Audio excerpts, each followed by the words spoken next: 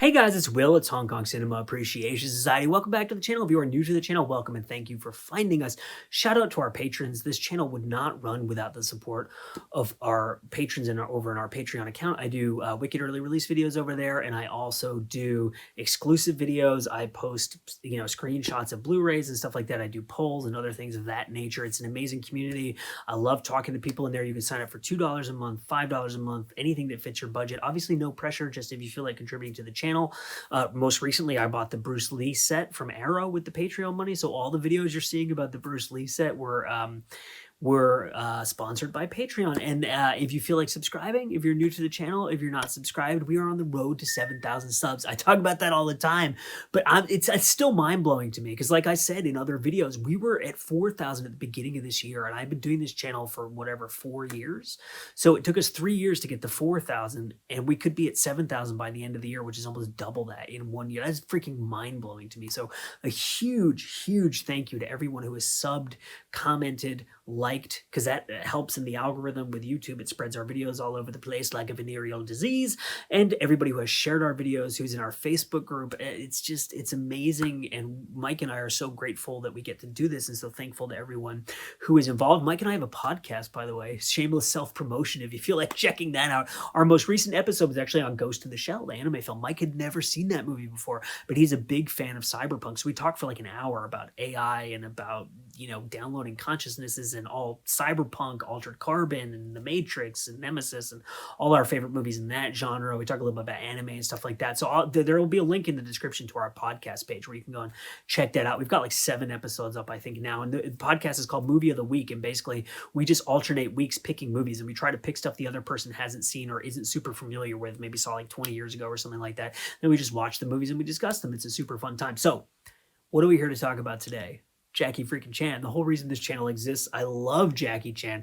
And it's not just Jackie Chan, it's the freaking Criterion collection, the daddy among daddies of the boutique Blu-ray labels. So Criterion announced today, I'm probably going to put this video up tomorrow, but as when I'm filming it today, Jackie Chan, Emergence of a Superstar. This is a 6-film Blu-ray box set. List price is $124.95, but it is currently listed at $99.96 on the Criterion website. It is coming out the 7th of November, 2023. It is 4 discs. Let's read from the Criterion website. Originally tapped as a potential successor to Bruce Lee, Hong Kong martial arts phenomenon Jackie Chan soon established his own unique screen persona, blending goofball slapstick and bone-crunching kung fu into intricate feats of supercharged athleticism.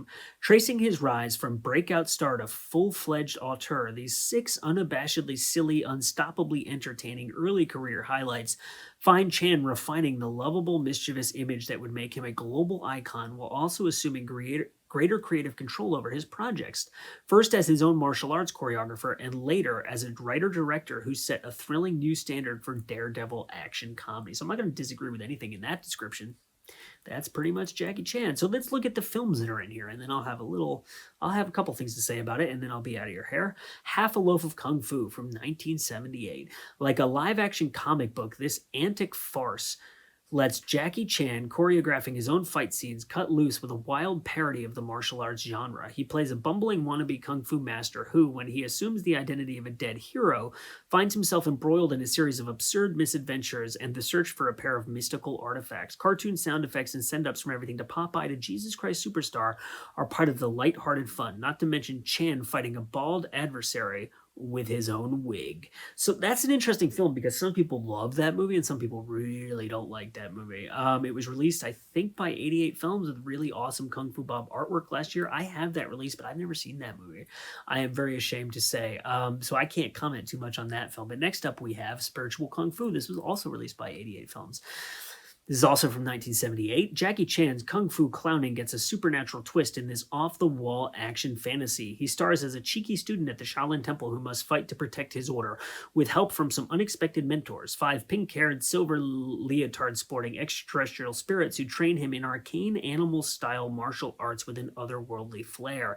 The ghostly hijinks, realized with eye-poppingly outlandish special effects, give way to the last half hour that's near non-stop action, with Chan single-handedly taking on 18 stick-wielding monks in a blistering battle royale. I liked that movie because of how batshit insane it is. Like at one point, he's peeing on ghosts, or they, if I remember this movie correctly, it's just nuts. It's totally nuts and out there and ridiculous, and it's a lot more ridiculous comedy than it is badass fighting and stunts. So I think people who are more into the fighting and the stunts, they think that movie is very tedious. But I really enjoy the completely outlandish insanity of it. This is a movie I love, Fearless Hyena, 1979. An auteur emerges as Jackie Chan, working for the first time as a director. In addition to serving as co-writer, lead actor, and martial arts choreography, takes full charge of his on-screen image. Perfecting the archetypal Jackie Chan character, he stars here as a rapscallion student of his martial arts master grandfather, Hong Kong cinema legend James Teen, who uses his kung fu prowess to fight challengers for money until a personal tragedy forces him to get serious. Experimenting with various lenses and camera setups, this is a highly specific thing to mention, Chan maximizes the action's visual impact while unleashing some of his most innovative fight choreography in a stunning whirlwind display of emotional kung fu. Now, this next one is an interesting choice. Fearless Hyena 2 from 1983. By the early 1980s, Jackie Chan's popularity made him box office gold. Oh, I should also say 88 Films released Fearless Hyena in a standalone Region B edition with great Kung Fu Bob slipcase. It's a freaking awesome release. Not to say you shouldn't get this release. I'm just telling you in case you're interested. Excuse me. Thus, when midway through filming the sequel to his hit The Fearless Hyena, Chan walked off the production to defect to rival studio Golden Harvest, producer Lo Wei opted to complete the film with the help of stunt doubles and recycled footage. The result, the tale of two lazy cousins, Chan and Austin Y. Tin Chi, who join forces to avenge the deaths of their fathers, may not be pure Chan, but there are plenty of loony pleasures, including our hero fighting with an adversary with his feet, to be had. The Young Master, 1980. This is obviously a classic, very iconic, extremely famous film. There's a really lavish edition of this film from 88 Films that I'm sure most people who are in Region B or have multi-region players have already purchased because this is such a well-known film. It's such a fan favorite. Jackie Chan's second directorial effort was also a film of important firsts. His first for upstart studio Golden Harvest and first with co-writer Edward Tang, who would become a key collaborator. The star filmmaker shows his increasing confidence with this endlessly inventive tale of martial arts student who goes in search of his exiled brother only to become entangled in a case of mistaken identity, with much amusement provided by Chan's interplay with his real-life former schoolmate Yoon Biu. The epic finale in which Chan goes from human punching bag to a raging bull is a bruising highlight of his career. And now this next one is like, what? Let's talk about it. My Lucky Stars, 1985. Longtime friends Jackie Chan, Sammo Hung, and Yoon Biu, who worked together since childhood as part of the Beijing opera troupe, joined forces for this rollicking blend of action thrills and lunatic humor, which sees Chan's undercover agent recruiting his band of outlaw buddies to travel to Japan in order to help him catch a rogue cop who has stolen millions in jewels. Though not the main star, Chan lights up the screen in the film's most exhilarating set pieces, a kinetic amusement park set opening and a surreal haunted house finale, both stylishly and creatively staged by director star Sammo Hung. Yeah, I mean, that's a My Lucky Stars is an absolutely classic film, and it's released in the Lucky Stars trilogy from Eureka, which is a freaking fantastic release. Winners and Sinners is one of my favorite movies ever. One of my favorite comedies, action comedies, Jackie Chan movies, Sammo Hung movies, Hong Kong movies. I love it. I love Twinkle Twinkle Lucky Stars. My Lucky Stars is probably my least favorite of that trilogy, but it's still a classic movie. So if you're like me, you might be thinking, this is a really weird assortment of films. And it kind of feels to me like, I'm going to read you the bonus material on here in just a second. I just wanted to clear my head of these thoughts and then we'll keep going. It almost feels to me like Criterion just got licenses for these films for physical media. Because they did a Jackie Chan series recently on the Criterion channel. And maybe they just, along with that, or somehow they got licenses for physical media releases of these films. Maybe they don't trust the films individually to sell, or maybe their release schedule is so packed that they can't fit in 6 different individual Jackie Chan Blu-ray releases. So like, let's just package them together. But it really does kind of feel like a random collection of films that they got licenses to, and then once they had them, they were like, okay, we're going to do a box set. Okay, how do we frame the box set? And maybe you had some people in, on a Zoom meeting being like, well, we could pitch it as this. What if we pitch it as this? Okay, and they decided on something, and they just kind of used that to tie these films together to make it seem like a coherent unit of films.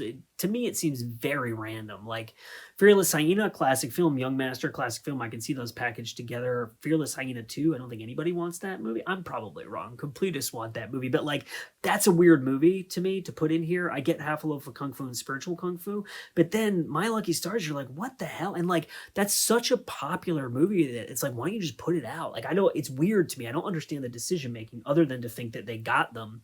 They have a time frame in which they have to release them.